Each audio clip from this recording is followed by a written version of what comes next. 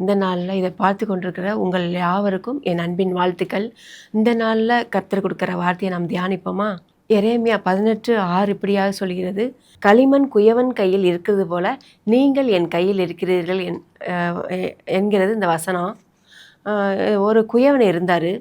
அந்த குயவன் ஃபஸ்ட்டு ஒரு மண்ணை எடுக்கிறாரு. எடுத்து அதை நல்லா அதில் உள்ள கல் மண் எல்லாத்தையும் என்ன செய்கிறாருன்னா பிறக்கிறாரு.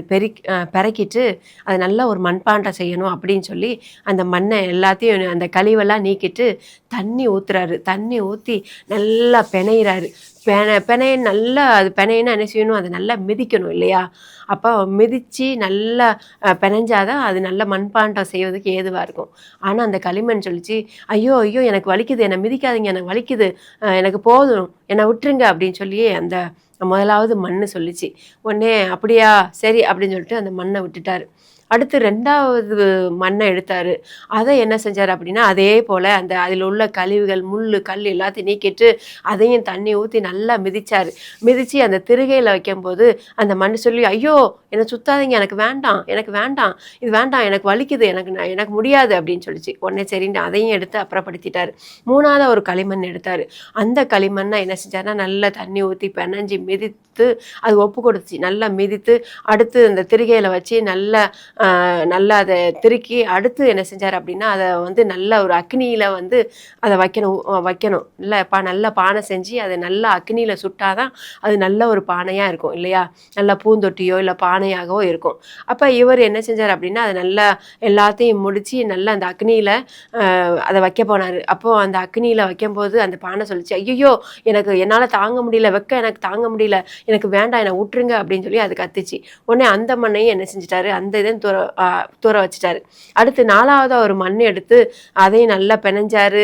நல்லா தண்ணி ஊற்றி மிதித்து நல்லா அந்த திருகையில் போட்டு நல்ல ஒரு பானையை வணைஞ்சிட்டு அந்த நெருப்பில் வச்சாரு. அந்த பானை சொல்லி, நீங்கள் என்னன்னாலும் என்னை செஞ்சுக்கோங்க, நான் பொறுமையாக நான் இருப்பேன் உங்கள் கையில், நீங்கள் என்ன நினைக்கிறீங்களோ அது போல் என்னை மாற்றிடுங்கன்னு சொல்லி அந்த பானை சொல்லிச்சு. உடனே இவர் ஒரு நல்ல அழகான பானையாக அந்த களிமண் தன்னை முழுவதுமாக ஒப்பு கொடுத்ததுனால ஒரு நல்ல அழகான ஒரு பானையாக நல்லா அதை ஆக்கி ஒரு நல்ல ஒரு பூந்தோட்டத்தில் போய் அதில் நல்லா அந்த பூந்தோட்டத்தில் போய் கொடுத்தாரு. அந்த பூந்தோட்டக்காரர் என்ன செஞ்சாருன்னா, அதில் நல்லா ரோஜா செடிகளை நல்லா நட்டிருந்தார். அப்போ அந்த பூந்தோட்டத்தில் அந்த ரோஜா செடி நல்லா தண்ணி ஊற்றி நல்லா வளர்ந்து நிறைய பூக்களோட அழகழகாக கலராக சூப்பராக இருந்துச்சு. அந்த பானையை நல்லா வண்ணம் தீட்டி அதில் அந்த பூச்செடியை வச்சதுனால அதை பார்ப்பதற்கே அந்த பூ அந்த வண்ணம் தீட்டப்பட்ட பானை இதெல்லாம் சூப்பராக இருந்துச்சு. அப்போ அந்த வந்தவங்க எல்லாரும் என்ன செஞ்சாங்கன்னா, சூப்பராக இருக்குது இந்த செடி, இந்த பூ எவ்வளோ அழகாக இருக்குது, எவ்வளோ மனமாக இருக்குது அப்படின்னு சொல்லி நிறைய பேர் அதை பார்த்து ரசித்தாங்க. நிறைய பேர் அதை வாங்கிட்டு போனாங்க.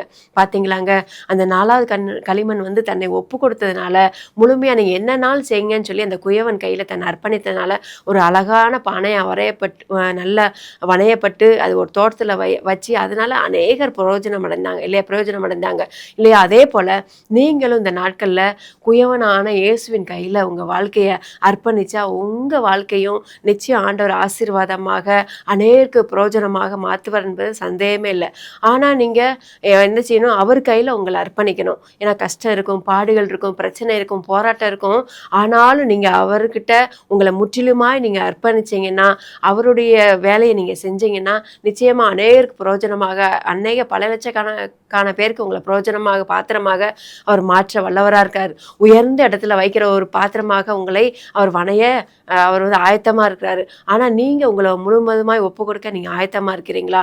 அப்படி ஆயத்தமாக கொடுத்தீங்கன்னா உங்களை கொண்டு பெரிய காரியங்களை செய்ய அவர் வல்லவராக இருக்கிறாருன்னு சொல்லி பார்க்குறோம். எஸ்தர் ராஜாத்தியை பற்றி உங்களுக்கு தெரியும் இல்லையா?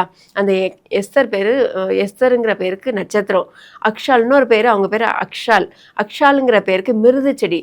அந்த மிருது செடி எப்படி இருக்கும் அப்படின்னா, நல்லா அந்த இலைகள்லாம் நல்லா பச்சை பச்சையாக பார்க்க அழகாக இருக்கும். அந்த செடி ரொம்ப நறுமணமாக இருக்கும். அது பக்கத்தில் போனாலே நல்லா வாசமாக இருக்கும். அதுக்கப்புறம் அது ரொம்ப அழகாக இருக்கும். அதில் உள்ள பூக்கள்லாம் ரொம்ப அழகாக இருக்கும். ஆனால் இந்த மிருது செடியை எதுக்கு பயன்படுத்துவாங்க அப்படின்னா, நல்லா பரிமள தைலம் தயாரிப்பதற்காக இந்த செடியை பயன்படுத்துவாங்க. அப்போ பாருங்கள், அப்போவுமே அவங்களுக்கு அக்ஷால்னு பேர் வச்சுருக்காங்க பாருங்கள். இந்த அக்ஷால் எஸ்தரா மாற்றப்பட்டாங்க. இப்போ எஸ்தர் அனாதை, அப்பா அம்மா கிடையாது, அவங்க அண்ணன் தான் மொர்தகாய் தான் அந்த எஸ்தரை தகப்பனா இருந்து வளர்க்குறாங்க. அவங்க இந்த எஸ்தரை வந்து நல்லா கீழ்ப்படுகிறாங்க. எதற்கெடுத்தாலும் என்ன சொன்னாலும் சரி சரி சரின்னு சொல்லி கீழ்ப்படுகிறாங்க. அவங்க கீழ்ப்படிஞ்சதுனால தேவன் வந்து அவங்கள உயர்த்தன்னு நினைச்சாரு. ச்சே, எதுக்கெடுத்தாலும் கீழ்ப்படுகிறாங்களே அப்போ அப்படின்னு சொல்லி இந்த எஸ்தரை வந்து தேவனுடைய கண்கள், ஆண்டவருடைய கண்களில் எஸ்தருக்கு கண்கள் கிருபை கிடைச்சது. அப்போ அந்த நாட்களில் ஆகாஸ்வேர் ராஜா ஒரு பெரிய விருந்து வைக்கிறாரு. அப்போ விருந்து வைக்கும்போது இந்த ராஜாத்தியை அழைப்பிக்கிறாரு அந்த விருந்துக்கு. இந்த வஸ்தி ராணி வரமாட்டேன்னு சொல்கிறாங்க. உடனே அந்த இடத்த ஃபில் பண்ணதுக்கு நிறைய பெண்களை, வாலிப பெண்களை, அழகான பெண்களை தேடி பார்க்குறாங்க. அப்போ அந்த எஸ்தரையும் கூட்டிகிட்டு வந்து அந்த அரண்மனையில் ஒரு சுத்திகரிப்புக்காக அவங்களையும் அவங்களோடு சேர்ந்து அநேக தாதி பெண்களையும் கொடுத்து அவங்க சுத்திகரிப்பின் நாள் வரும்போது அந்த ராஜாவை போய் சந்திக்கணும். அப்போ இப்படி அவங்களுக்கு நிறைய 1 வருஷம் நல்லா ட்ரைனிங் கொடுத்து நல்ல அவங்களுக்கு அழகு சாதன பொருட்கள் எல்லாத்தையும் கொடுத்து அவங்களுக்கு வந்து அவங்களுக்கு கொடுக்குறாங்க. ஆயத்தமாவதற்காக, ராஜாவை சந்திக்க ஆயத்தமாவதற்காக அவங்களுக்கு என்னென்னலாம் தேவையோ எல்லாத்தையும் அந்த ஏகாய் அவர் வந்து தலைவர். அப்போ அவருக்கும் எஸ்தர் கண்களில் ஆண்டவர் கிருபை தரார். கிருபை தந்து அந்த 1 வருஷம் சுத்திகரிப்பின் நாள் முடிஞ்ச போது கர்த்தர் வந்து அகாஸ்வேர் ராஜா கண்களையும் எஸ்தருக்கு தயவு உண்டாக்குறாங்க இல்லையா? அப்போ அவங்க வந்து ராஜா வந்து இவங்களை செலக்ட் பண்ணி அந்த பட்டத்துக்கு 127 நாடுகளுக்கு ராஜாத்தியாக மாற்றுறாங்க. பார்த்தீங்களா? அவங்க மாற்றியது மட்டும் இல்லாமல் அவங்க யூத ஜனங்களுக்கே அவங்க நல்ல ஒரு விடுதலையை வாங்கி தர்ற ஒரு பெண்ணாக, நல்ல உபவாசத்தை ஜெபித்து அவங்களுக்காக தன் உயிரையும் கொடுக்குற ஒரு பெண்ணாக, சாதிக்கிற பெண்ணாக அந்த இடத்துல எஸ்தர் மாறினாங்க இல்லையா? அதே போல் அவங்க அதற்கு காரணம் அவங்க நல்லா கீழ்ப்படிந்தாங்க, ஆண்டவரை இருக பற்றி கொண்டாங்க, நல்லா ஜெபிக்கிறவங்களா இருந்தாங்க. தன் உயிரையே தன் மக்களுக்காக கொடுக்குற அளவுக்கு அவங்க அப்படிப்பட்ட தியாகத்தோடு அர்ப்பணித்திருந்தாங்க. அதனால ஆண்டவர் அவங்கள 127 நாடுகளுக்கு ராணியாக உயர்த்தினாங்க. அதே போல் இந்த நாட்களில் நீங்கள் உங்களை முழுமையாக அந்த வாலிப வயசில் நீங்கள் உங்களை அர்ப்பணிச்சிங்கன்னா உங்களை கொண்டு பெரிய காரியங்களை செய்ய கர்த்தர் வல்லமையுள்ளவராக இருக்கிறாரு. என்ன நீங்கள் இந்த நாளில் அருமையான பிள்ளைங்களை இந்த நாளில் உங்களை ஒப்பு கொடுப்பீங்களா? நான் உங்களுக்காக ஜெபிப்போமா? களிமண் எப்படி தன்னை முழுமையாய் அர்ப்பணிச்சிச்சோ அதே போல் நமக்கு முழுமையாக அர்ப்பணிக்கிறப்பா. என்ன அப்படிப்பட்ட ஒரு பெரிய பாத்திரமாக பயன்படுத்தும். இந்த எஸ்தரை போல நானும் அநேகருக்கு பிரயோஜனமாக இருக்கணும், என் ஜனங்களுக்கு பிரயோஜனமாக இருக்கணும், என் தேசத்துக்கு நான் பிரயோஜனமாக இருக்கணும், ஏசப்பா என்னை உயர்த்துங்கன்னு சொல்லி நீங்கள் கேளுங்க. முழுமையாக அர்ப்பணிக்க நீங்கள் கேட்கும் பொழுது ஆண்டவர் உங்களை கொண்டு பெரிய காரியங்களே செய்ய வல்லவராக இருக்கிறார். அதனால் இந்த நாளை கேளுங்கள் கொடுக்கப்படும் சொல்லியிருக்கு. நீங்கள் என்னன்னாலும் ஏசப்பாட்ட கேட்கலாம். ஏசப்பா நான் முழுமையாக என்னை அர்ப்பணிக்கிறேன்ப்பா, என் வாழ்க்கை எப்படி இருக்குன்னு சொல்லி நீங்கள் சித்தமாக இருக்கிறோம் அப்படி என்னை வணைஞ்சு என்னை பயன்படுத்துங்க ஏசப்பா. ஆண்டவரே என்னை கொண்டு பெரிய காரியங்களை செய்ய நான் என்னை முழுவதுமாய் அர்ப்பணிக்கிறேன்ப்பா. ஆண்டவரே ஸ்தோத்திரம். ஆண்டவரே முழுமையான கீழ்ப்படிதலோடு நான் உமக்கு அர்ப்பணிக்கிறேன்னு சொல்லுங்க. தகப்பனே இந்த வேலையில் கூட அர்ப்பணித்த ஒவ்வொருவரையும் ஆசீர்வதிங்க. அவங்கள தேசத்துக்கு அதிகாரிகளாகவும், ஆண்டவரே தேசத்துக்கு ராஜாக்களாகவும், ஆண்டவரே அநேருக்கு ஆசீர்வாதமான பாத்திரமாகவும், திருச்சபைகளுக்கு மூப்பராகவும் எல்லா ஆசீர்வாதத்தையும் ஆண்டவரை கேட்குற ஒவ்வொரு பிள்ளைகளுக்கும் தந்து நீங்கள் ஆசீர்வதிங்கப்பா. பெரிய காரியங்களை செய்யுங்க. உங்களுடைய நாமத்தை மகிமைப்படுத்தும். இயேசுவின் நாமத்தில் ஜெபிக்கிறேன் நல்ல பிதாவே. ஆமென்.